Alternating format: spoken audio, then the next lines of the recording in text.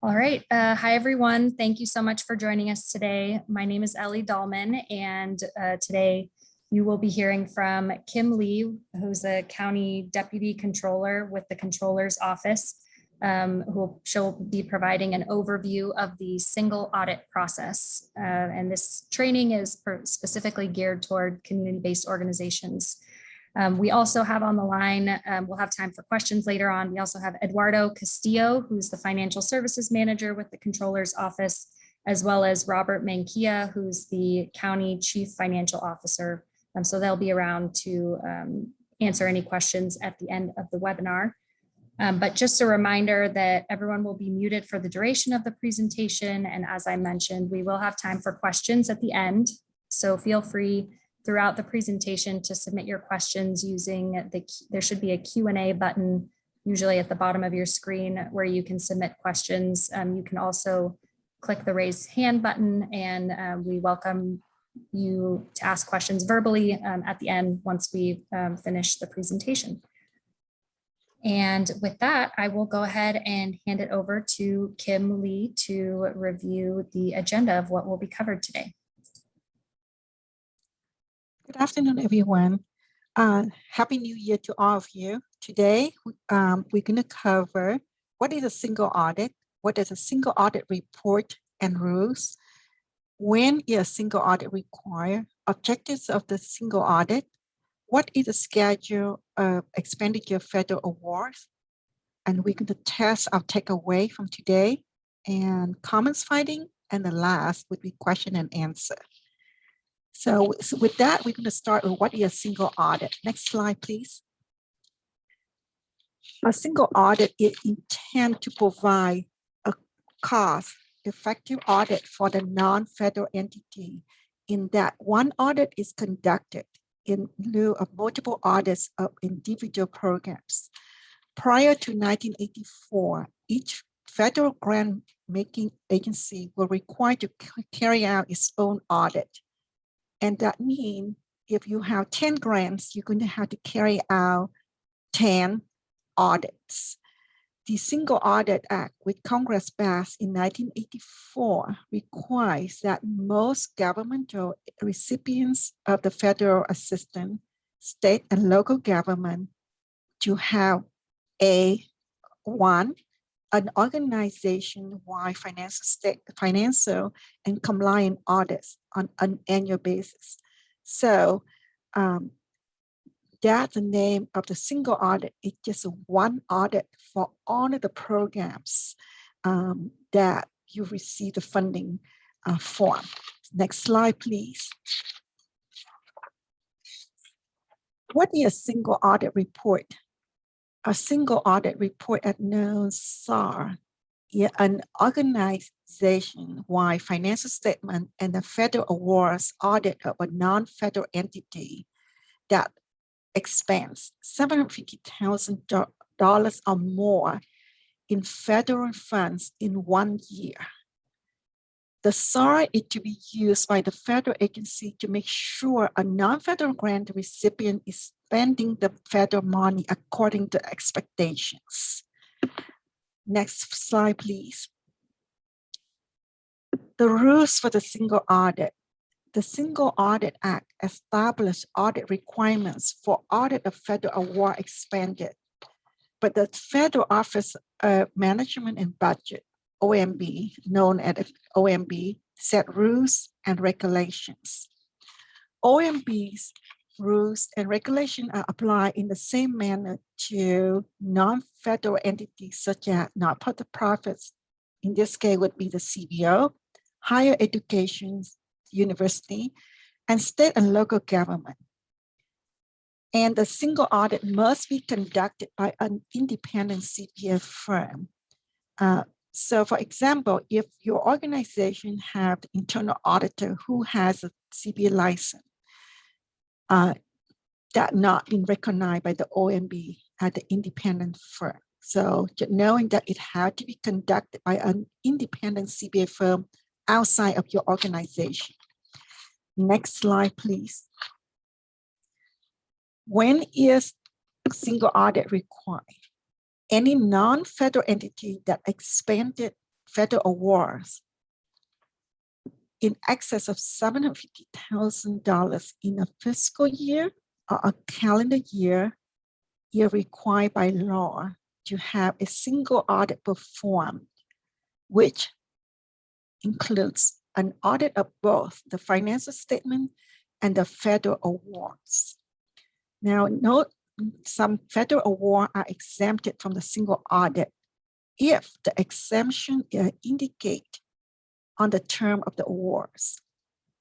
Under the provision of the Single Audit Act, the County of San Mateo is required to have a countywide single audit to meet the federal audit requirements for its federal award that are administered or expanded by county departments or agency. Next slide, please. So, what is the objectives for the single audit?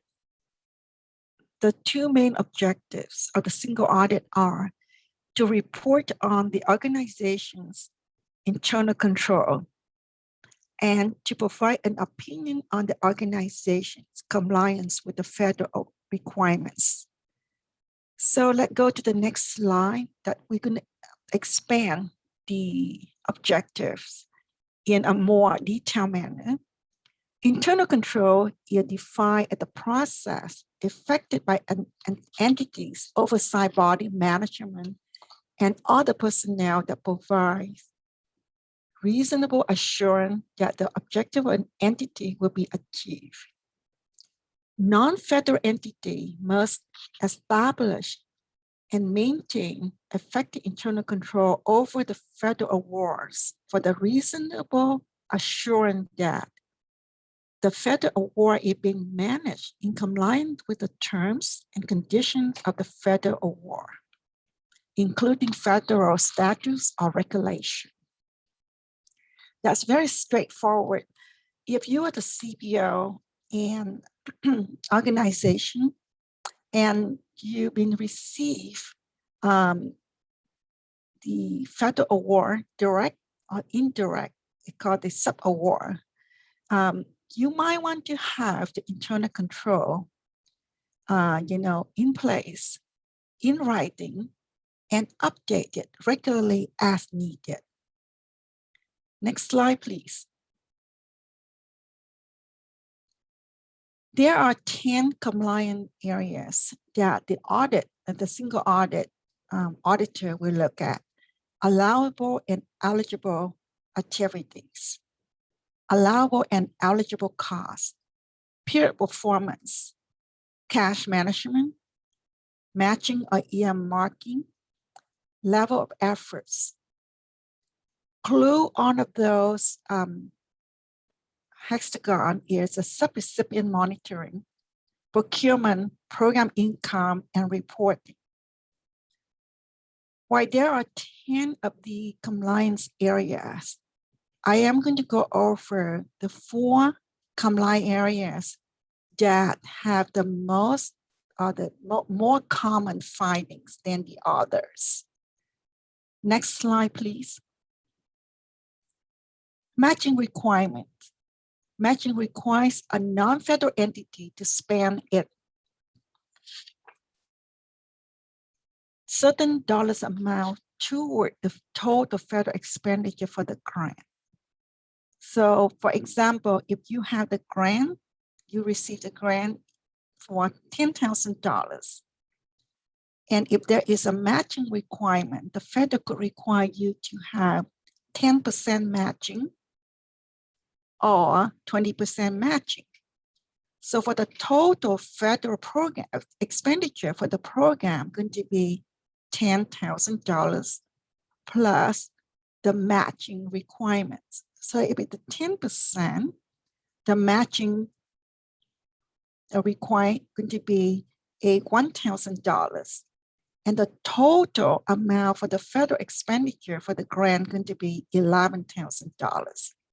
And this is very common in entitlement grants. And if you can have the matching, then you can claim reimbursement as long as you have eligible costs. And this is why we call it entitlement, because the federal one, the grantee, committed to the program. Next slide, please. This is similar to the earmarking, but earmarking is a little bit slightly more strict. Earmarking is to ensure the grantee is maximizing the federal dollars amount for the program. So the grantor will direct the grantee of how to spend the federal dollars. For example, that it can be varied, such as limits on administrative expenditures, or minimum or maximum requirements on specific types of expenditure for the program. So for some program, when you see that all of the earmarking or matching was spelled out on the grant agreement, they can say you're going to spend maximum 10% on the administrative cost and 90% toward to the direct effort of the program to carry out the program. Next slide, please. This is now we're connecting to the level of effort.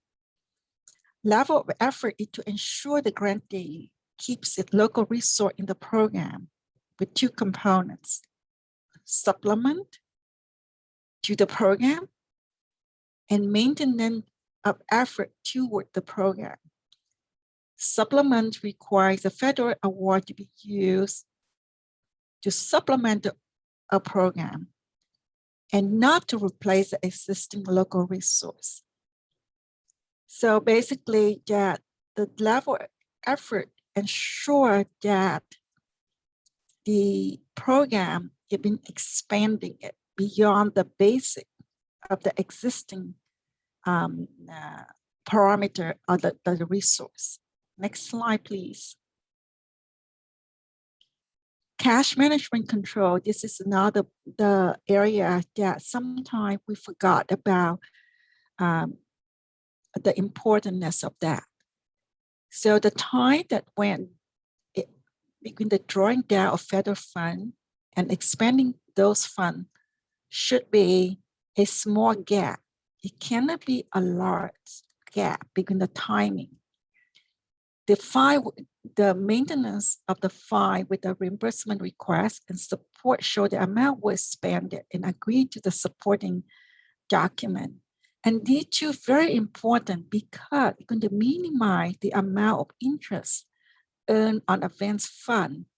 Because if you earn more than $500, that amount going to have to return are due to the grantor.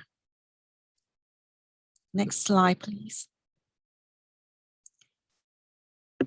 One of the most complicated, and I would not say complicated, but there's a complexity is the subrecipient monitoring.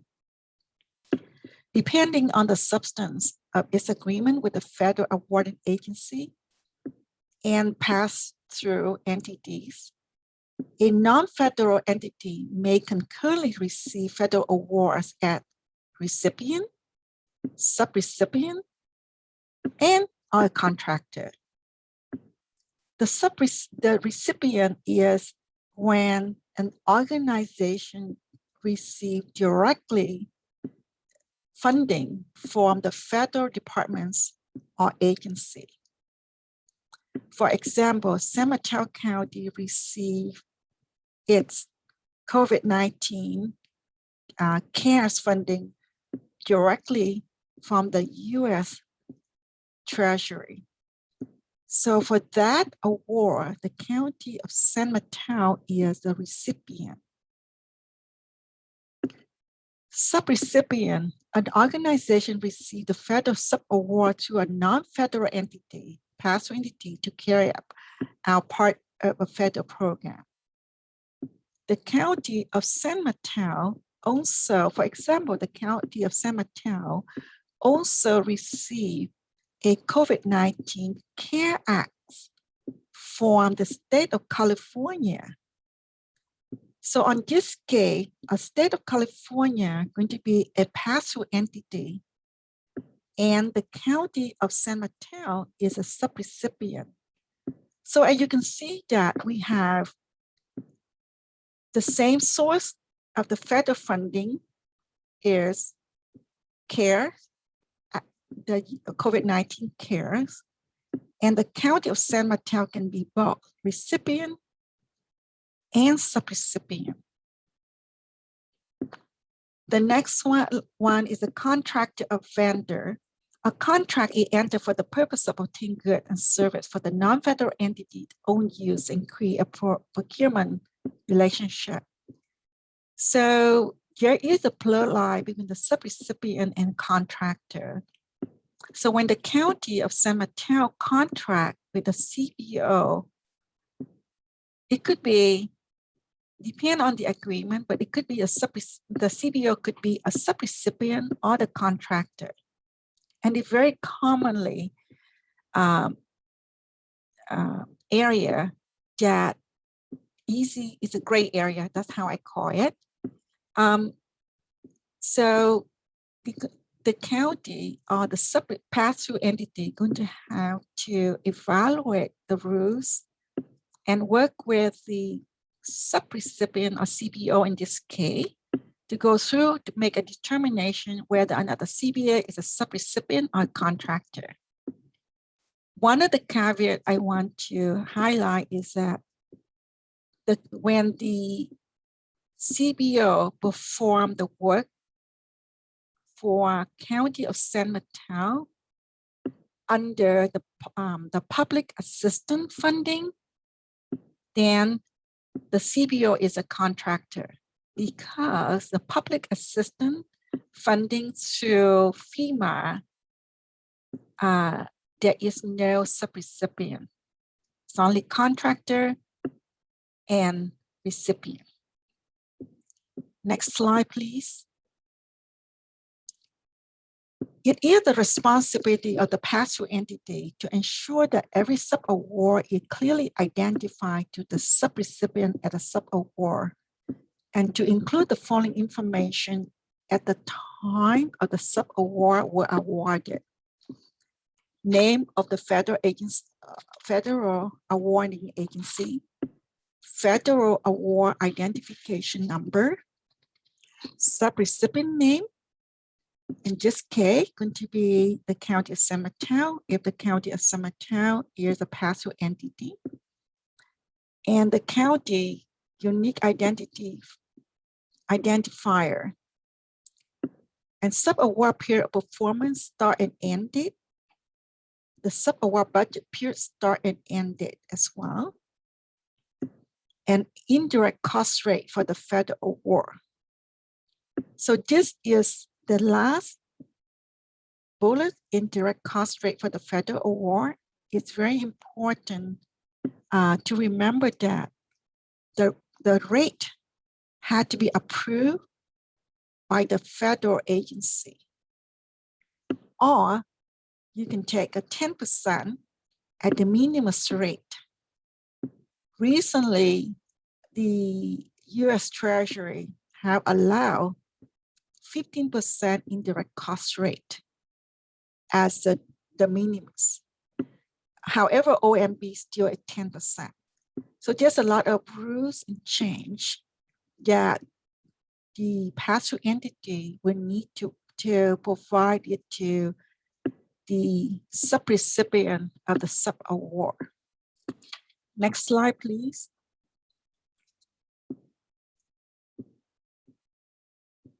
Why it is a responsibility of the pass-through agency to monitor subrecipient for complying with the federal sub-award. It is also a responsibility of the subrecipient of sub-award to understand the specific requirements for the program.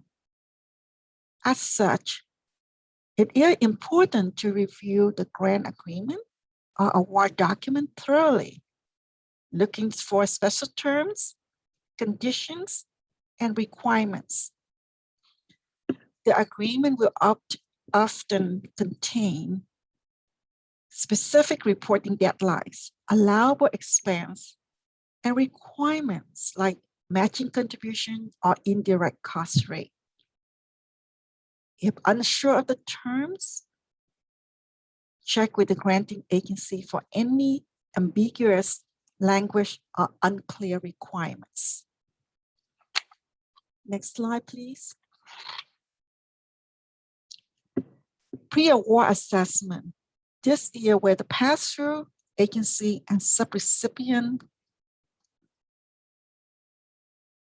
in the negotiation or in the process of applying, asking, and receiving. The discussion should focus on requirements imposed by the federal awards, indirect cost informations, closeout terms, and conditions, including records retentions. Post-award monitoring mandatory. This is required for the pass-through by pass-through agency. Review of finance and performance reports for compliance with the federal award. Verify single audit compliance or copy the single audit. Consider whether enforcement action are necessary. So the pass-through agency is responsible to monitor the subrecipient activity for compliance with the grant terms. Now you can see that if you have a single audit report, then that would take care of the first bullet. If you have an agency or this organization have any audit finding, the county, in this case, as a pass-through agency, will consider the enforcement action if needed. Next slide, please. So what is the schedule of expenditure of federal award? The schedule of expenditure of federal award, commonly known as CFA, is an annual financial schedule that provides information for your organization federal awards, including expenditure amounts for the federal award by the catalog or domestic assistance number that commonly known as CFDA, identification of the pass-through entity and identifying number, amount provided to subrecipient for each federal program, if applicable, totals for each of the cluster of the programs, other information regarding the loan programs, such as economic injury disaster loan directly from the Small Business Administration. The loan amount balance or the amount forgiven must be included on the CFA. Next slide, please. So you can see that this is a sample of the CFA it looked like. You can see that name of awarding agency, federal program name, federal catalog number. It is a pass-through or direct. A pass-through, it would need to have the name of the pass-through agency, pass-through entity number or grant number, grant amount, expenditure amount that incurred, subrecipient, and subrecipient name. So if you are the one is receiving as a sub-award, you probably don't have the subrecipient name or subrecipient amount because you practically is one. This is just for the county of San Mateo. So next slide, please. Now we probably already know everything that we talk about that. So we're going to test our takeaway. So let's test our knowledge. And I would like you to put the answer on the chat room, so we can see that What do you think? So the first one is a CBO received multiple federal sub-awards passed through in the fiscal year 2019 and 20. The first one is Special Program for the Aging, Title 3, Part C1, Concrete Mills. Performance period is July 1st to June 30th, 2020. The sub-award amount is $420,000. National Family Caregiver Support Title 3 Part E, July performance period July 1st to June 30, 2020 for $250,000.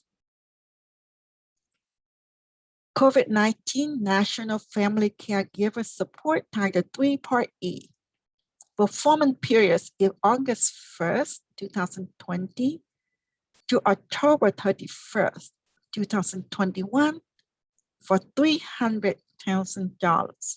So the question is, does CBO require to have a single audit for FY 29 and 20?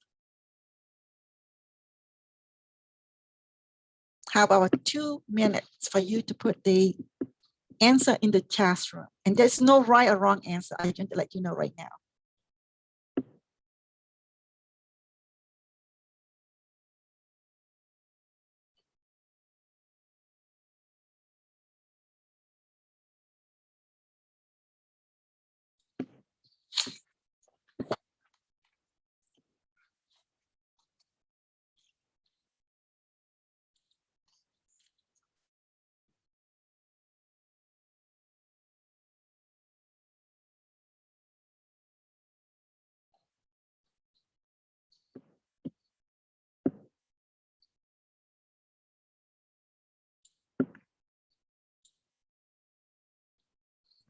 This is a hard one.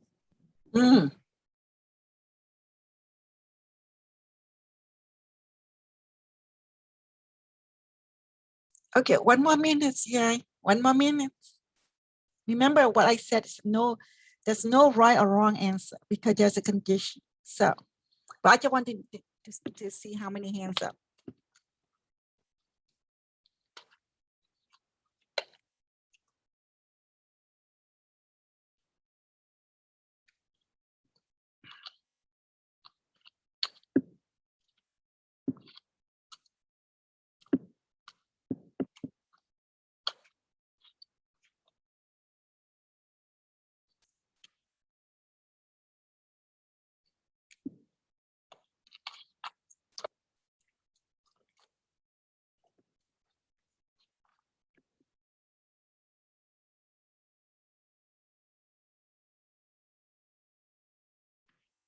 Okay, so I want to thank you, everybody.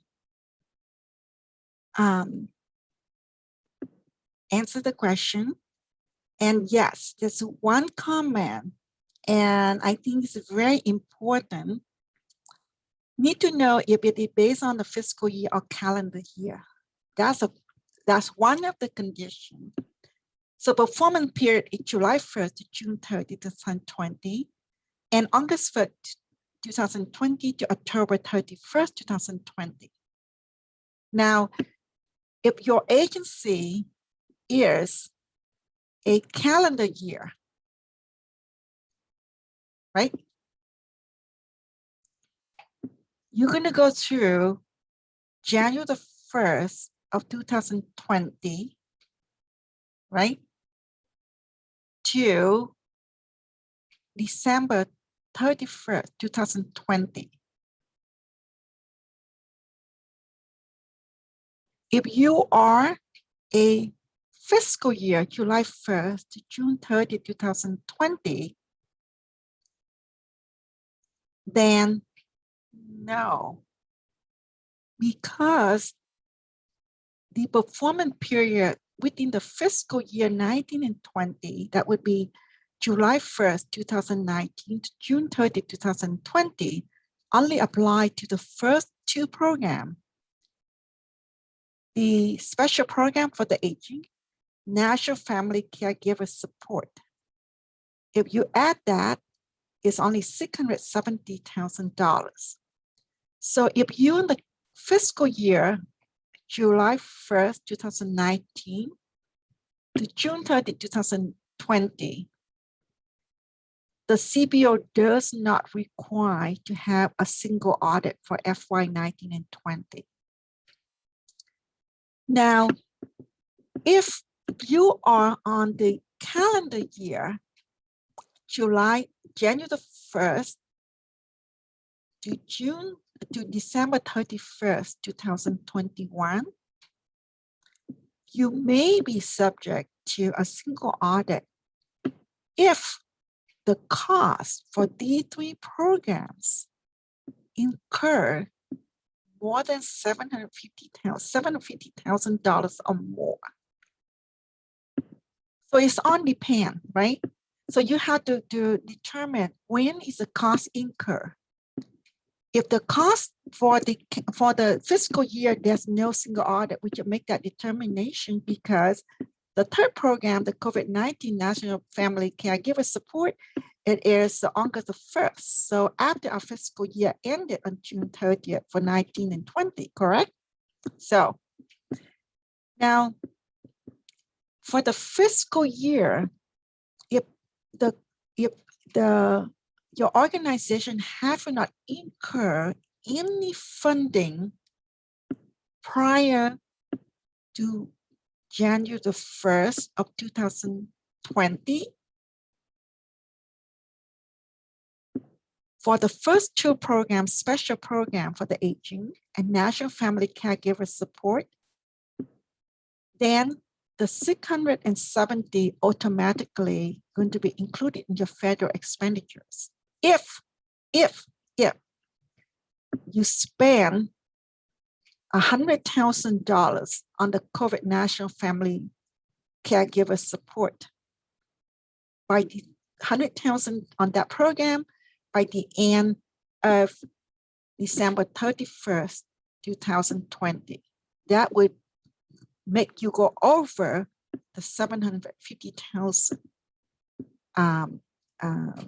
limit. Even you spend $80,000. So anything, if you spend more than $80,000 on the COVID-19 National Family Caregiver Support Program, by the end of December 31st, 2020, automatically your organization is required to have a single audit for FY19 and 20. If you spend less than $80,000, let's say $75,000 for the third program, you still below $750,000. You will not require to have a single audit for FY19-20. So as you can see that it's on depend on the performance period and the expenditure, the federal expenditure incur. Okay, next slide, please. The same thing, the CBO received multiple federal sub-award pass-through in the fiscal year 2020-21. So the same thing.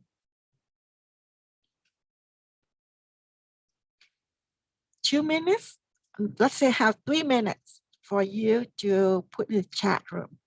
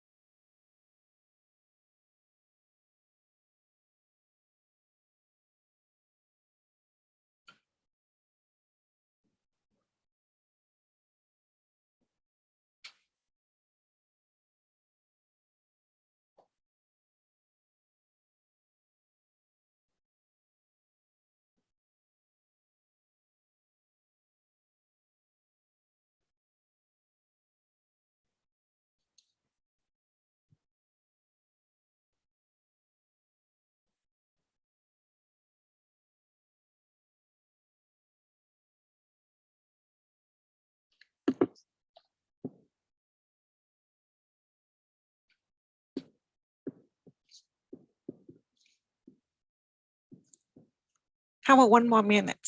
I can need more answer.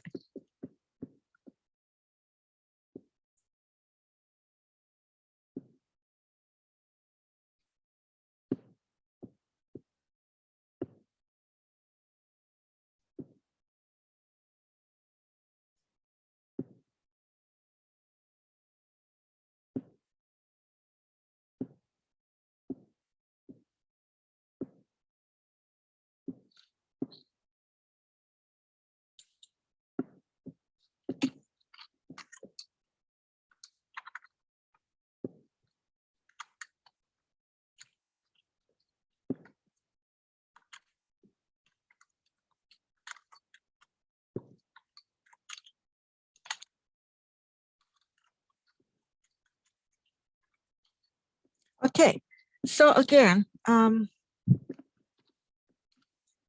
I mentioned earlier, it's all depend. But I can tell you one thing, that if your organization is on the calendar, fiscal year, then likely that you're going to have a single audit for the fiscal year 20 and 21. Yes. Someone said, yes, if 180,000 have been spent on the third sub-award, that's correct. Yes. So if you spend $180,000 on the third sub-award, then you are going to have to do a single audit for FY 2021. And the chance that from June 30th to 2021 to October 31st, 2001, it's unlikely that you will be able to spend entire $300,000. So yes, so you correct that if the sub-award, a third one is $180,000 by June 30, 2021, then your organization is subject to the single audit for FY 2021. Now, if you are the calendar year, and again, August 1st, 2020, for the third sub-award, August 1st, 2020 to October 31st, 2021 is, again, it's a split of the 2 calendar year.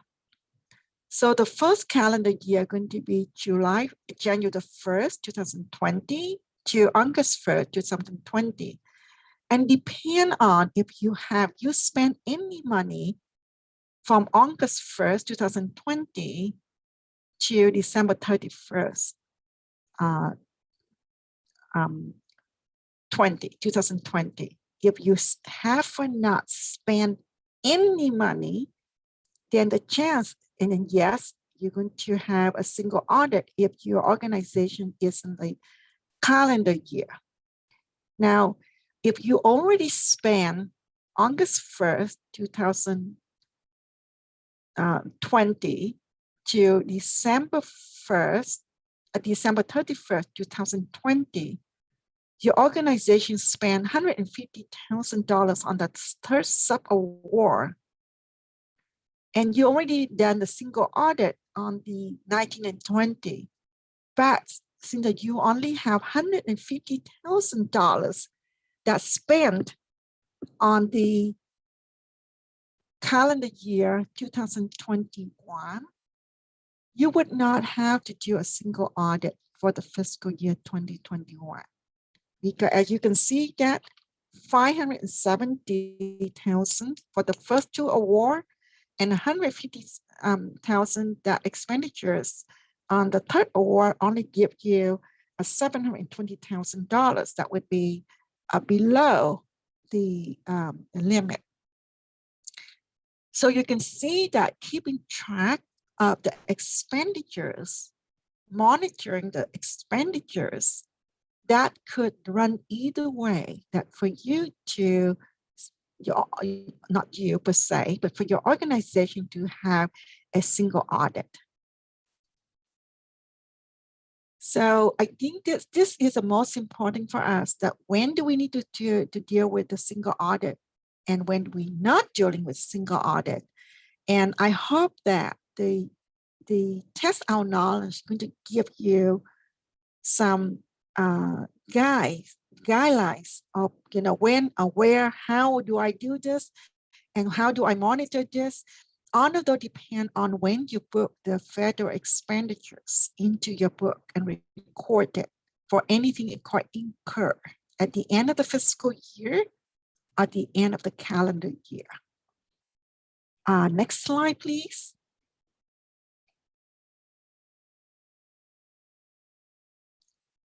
So these are the common findings.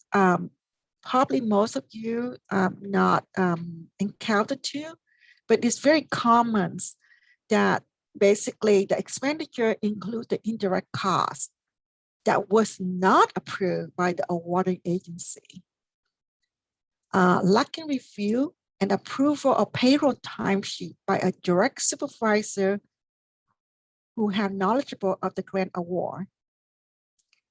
Lacking review or approval of good or service expenditures by a direct supervisor who had knowledge of the grant program. Payroll charge are not supported by time records and activity log provided for the audit. If the federal agency or the pass-through agency come in and request the information of the payroll charge, it's important for you to include the time records and activity log, or called the time study, to support the payroll charge. And that payroll charge and the no documentation for time allocation, if employee work on the multiple programs that are very, very common. It's one of the top 5 using contractor or awarding subrecipient under suspension or debarment. So on this case, more apply to the federal agency or the pass-through agency, rather than for you as the recipient of the subrecipient of the subaward. Activities and costs outside of the performance period is very common.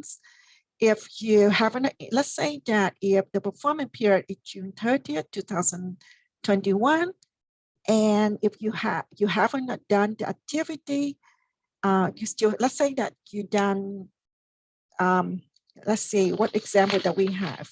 So let's say that you have the first program that we have earlier, $320,000. At the end of June 30, 2021, and if you are on the calendar year, you only spend $300,000. And the activity cost only up to $300,000. You cannot claim for the other $20,000. If you're going to perform, let's say July the 5th, it doesn't count. So that's important to note. The next slide, please. Expenditures were not related to the federal program. So this is quite common as well, but I would say this more clerical error that the expenditure will post it to the wrong program.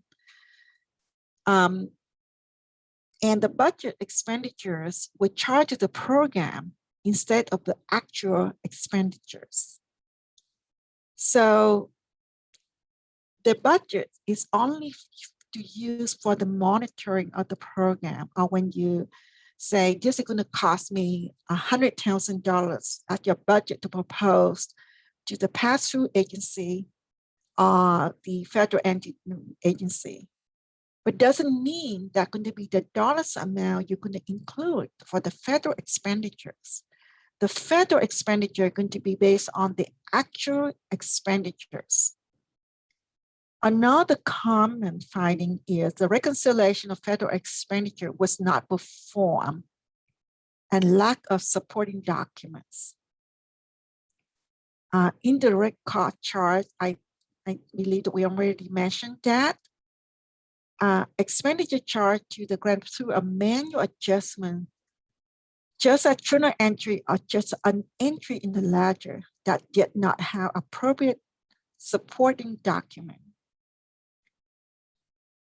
And cost transfer between the current fund budget appropriation to a grant appropriation that did not have supporting document.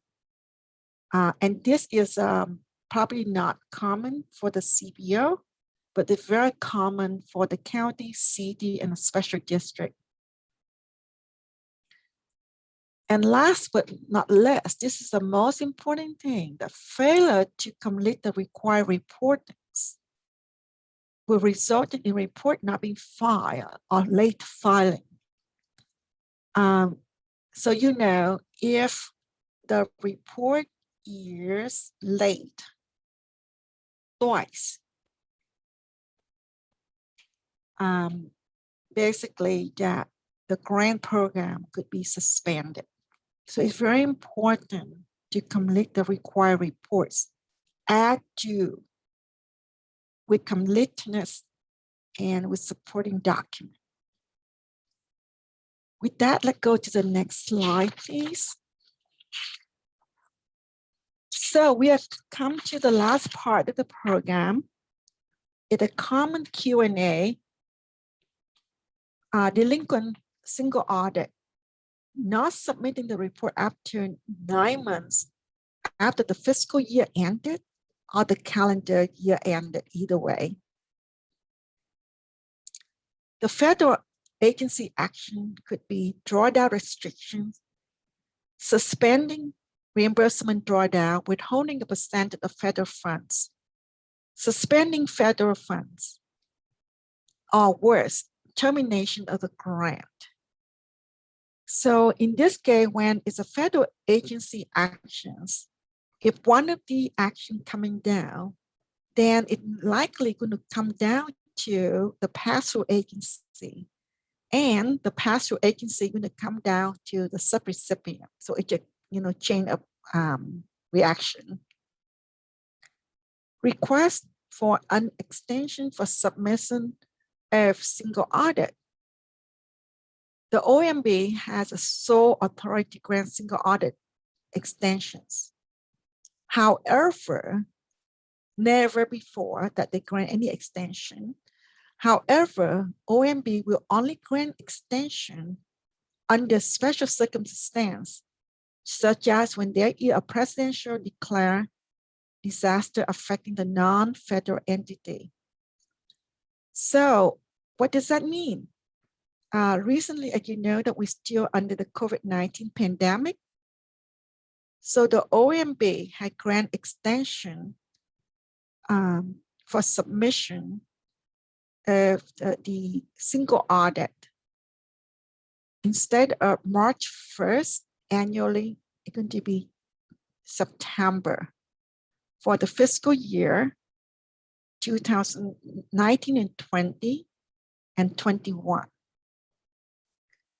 So with that, is there any question that Robert and I, or Ellie and Ed can answer for you today? If you have any questions, you can put in the chat room. And Ellie? Yeah, great. Kim, thank you so much for walking us through the slides today. I also just want to plug that we plan to post this recording as well as these slides to the website that I just posted in the chat. And you'll also see some other past trainings there that are also posted in case you're interested in those other topics related to resources for community-based organizations and working with the county. But yeah, with that, we are happy to take any questions. Again, you can press the raise hand button, which is hopefully somewhere there on the bottom of your screen. You can also submit any written questions through the Q&A section or even through the chat box if you prefer. But thanks again for joining us. And that's the end of the programming that we had, but we will stick around for any final questions that anyone has.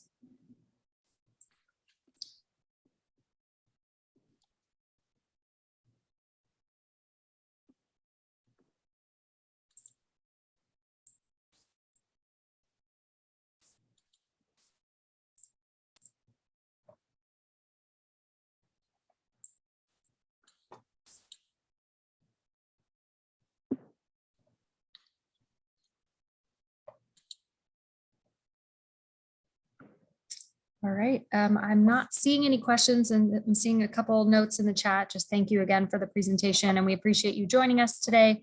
And hopefully this was a helpful run through of what I hear can be a very, very long training. Today was just sort of a sneak preview into some of the details that Kim shared. And again, we will post that info on the county procurement webpage, which is now, it's also on the slide showing up on the screen. Thanks for joining us, and we look forward to seeing you at a future training. Hope everyone has a great rest of your day and week. Thank you.